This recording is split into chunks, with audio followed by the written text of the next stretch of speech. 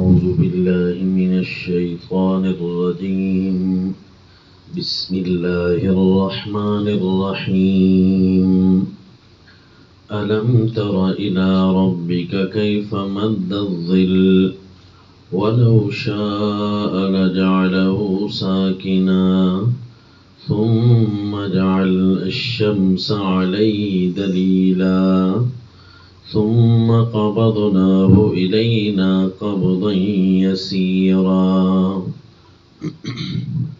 صلی اللہ علیہ النبی الکریم۔ سورہ الفرقان آیت نمبر 45۔ الم تر الی ربک کیف مد الظل، کیا تو نے توجہ کی ہے کہ اپنے رب کے عمدہ کاموں کی طرف کہ کیسے اللہ نے سایہ بنایا اور اس کو لمبا کیا۔ یہ رب کریم کے دلائل دینے کا انداز ہے۔ مختلف موضوعات پر قرآن میں صورتیں موجود ہیں۔ یہ صورت اس موضوع پر چل رہی ہے کہ ہر قسم کی خیر جو تمہیں نظر آ رہی ہے یہ تمہیں عطا کرنے والا اللہ ہے۔ تمہاری طاقت بس میں نہیں تھا اس قسم کی خیر و برکت کو جمع کر لینا۔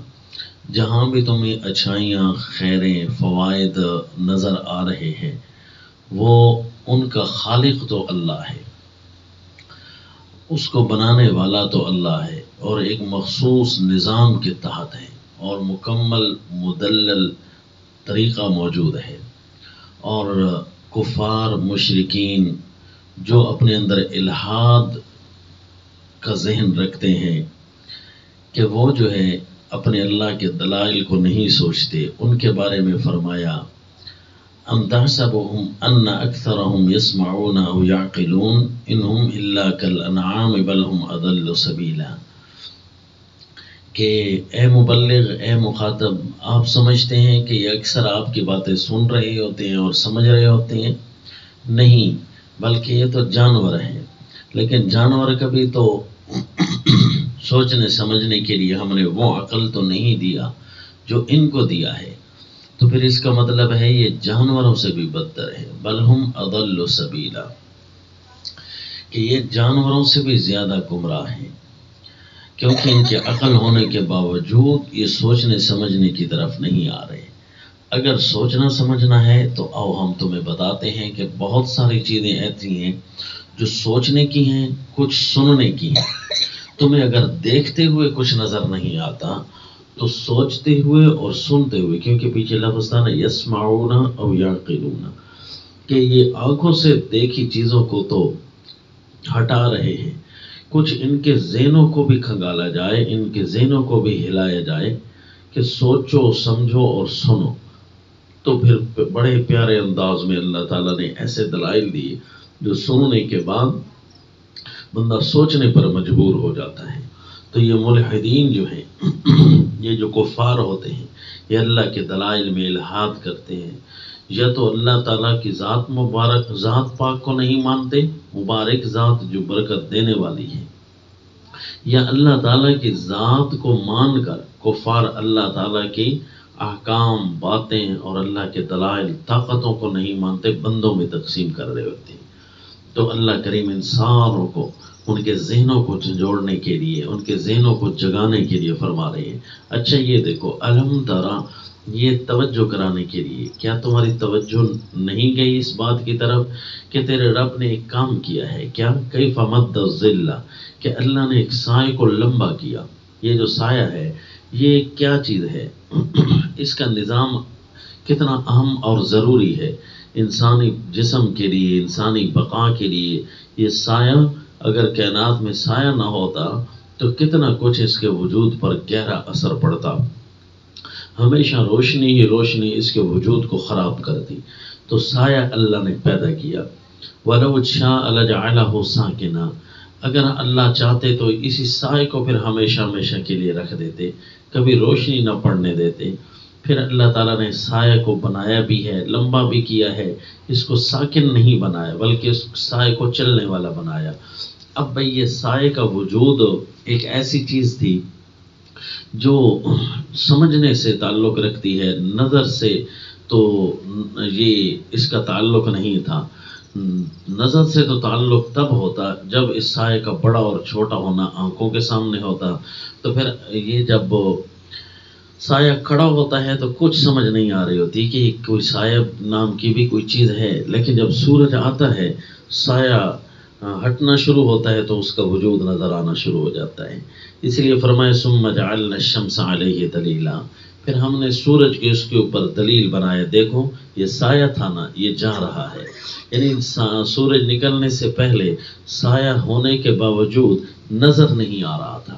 جس طرح ملحدین کو سب کچھ سامنے موجود ہوتا ہے، نظر نہیں آ رہا ہوتا، تو اللہ تعالیٰ کا بڑا پیارا انداز ہے یہاں دلائل دینے کا۔ دیکھو کہ بہت ساری چیزیں ہیں جو تمہیں نظر نہیں آ رہی، لیکن اگر سوچو تو تمہارے دل کی آنکھیں گواہی دیں گی واقعی موجود ہیں، اور پھر جب اس کو ٹٹولو گے تو آنکھوں سے بھی نظر آ جائے گا۔ اس کا مطلب ہے کہ تم اپنی آنکھوں کا استعمال صحیح کرو۔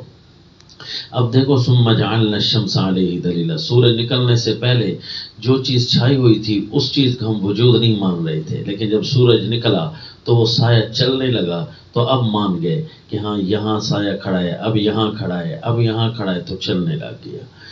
تو چیزوں کی پرتوں پڑتی ہے، چیزوں کی پرچھائی پڑتی ہے، تو سائے کا وجود بھی ہمیں ماننا پڑتا ہے۔ نہ ہونے کے باوجود اب ہم مان گئے کہ واقعی یہ ایک چیز تھی جو ہمارے سامنے ہے۔ ثم قبضناہ الینا قبضا یسیرا، جس طرح سایہ کھڑا تھا اور تمہیں پتہ نہیں تھا، اسی طرح اب سایہ چلا جائے گا اور تمہیں پتہ نہیں ہوگا یہ کہاں چلا گیا ہے۔ یہ اللہ کے علم کے مطابق چلا گیا ہے، جہاں جہاں اللہ کو پتہ ہے۔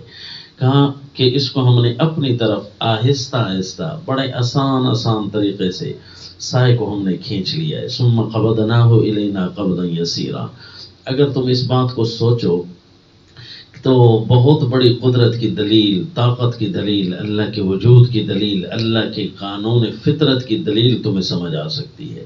یہ سائے کے نظام کو تھوڑا ٹٹولو اور سوچو اور سمجھو۔ اور اس کے بعد دوسری دلیل ارشاد فرمائی، وَهُوَ الَّذِي جَعَلَ لَكُمُ اللَّيْلَ لِبَاسًا وَالنَّوْمَ سُبَاتًا وَجَعَلَ النَّهَارَ نُشُورًا۔ اچھا ایک اور بھی چیز ہے جو ہے صحیح لیکن تمہیں نظر نہیں آ رہی ہوتی، لیکن یہ اس کا نتائج تمہیں سمجھ، جس طرح سورج کا نتیجہ تھا نا یہ سایہ، تو نظر نہیں آ رہا تھا، سورج کے بعد نظر آیا اور سمجھ آیا، لیکن اس کے فوائد پہلے لے رہے تھے۔ اسی طرح رات جو ہے اللہ نے بنائی ہے تمہارے لیے لباس، تمہارے لیے ایک ایسی چیز بنائی ہے کہ جو تمہیں چھپا دیتی ہے، اور نیند کو ہم نے آرام بنایا ہے۔ اب یہ آرام اور رات کا چھپنا یہ نظر نہیں آ رہا تھا جبکہ استعمال ہو رہا تھا کہ یہ کیسے ہے۔ جب سورج نکلا تو تب رات کی سمجھ آئی، اچھا یہ رات تھی۔ وَجَعَلَ النَّهَارَ نُشُورًا، اور دن کو ہم نے بنایا دوبارہ ایک تازہ بننے کے لیے، ایک تازہ زندگی اور ایک تازہ حیات کے لیے۔ اب یہ ایک دلیل ہے کہ دیکھو رات کا سکون اس کا پتہ تب چلا جب صبح بیدار ہوئے اور ذہن میں نشاط طاری تھا، تو اب سمجھ گئے کہ واقعی جو رات کا سکون تھا وہ واقعی بہت بڑا سکون تھا۔ تو اسی طرح چند دلائل اور بھی ہیں۔ یہ بہت پیارا انداز ہے اللہ کریم کی طرف توجہ کرنے کا، اللہ تعالیٰ کی باتوں کے سمجھنے کا۔ اسی لیے تو قرآن کہتے ہیں فَلَا يَتَدَبَّرُونَ الْقُرْآنَ، یہ قرآن کے اندر تدبر کیوں نہیں کرتے؟ اگر یہ تدبر کریں تو انہیں بہت کچھ نظر آنا شروع ہو جائے گا۔ اللہ کریم کے دلائل دینے کے بہت سارے انداز ہیں، ہر صورت میں مختلف انداز ہیں، پھر ایک ہی صورت کے اندر مختلف انداز میں اللہ تعالیٰ مختلف پیرایوں میں بیان فرماتے ہیں۔ جس طرح یہ 3-4 دلائل دینے کے بعد آیت نمبر 53 اور 52 کے اندر پھر ایک اور انداز سے دلیل ارشاد فرمائی، اسی طرح آیت نمبر 61-62 میں، اور اسی طرح آیت نمبر 59 میں، اسی صورت کے اندر جو دلائل دینے کا انداز ہے مختلف، ایک ہی صورت کے اندر مختلف انداز سے دلائل، اور مختلف صورتوں میں مختلف انداز کے دلائل۔ تو یہ دلائل کی ایک بہت بڑی دنیا قرآن کے اندر موجود ہے جو اپنے اللہ تعالیٰ کی ذات پاک اور اللہ تعالیٰ کے افعال و کاریگریوں کی طرف دلالت کے لیے کافی ہے۔ صرف اور صرف بندوں کی لکھی ہوئی کتابوں سے زیادہ احکم الحاکمین کے اپنی جو کلام ہے اس سے ہم دلائل فطرت اور دلائل قدرت حاصل کریں تو بہت بڑا درس ان کے اندر موجود ہے. وما علینا الا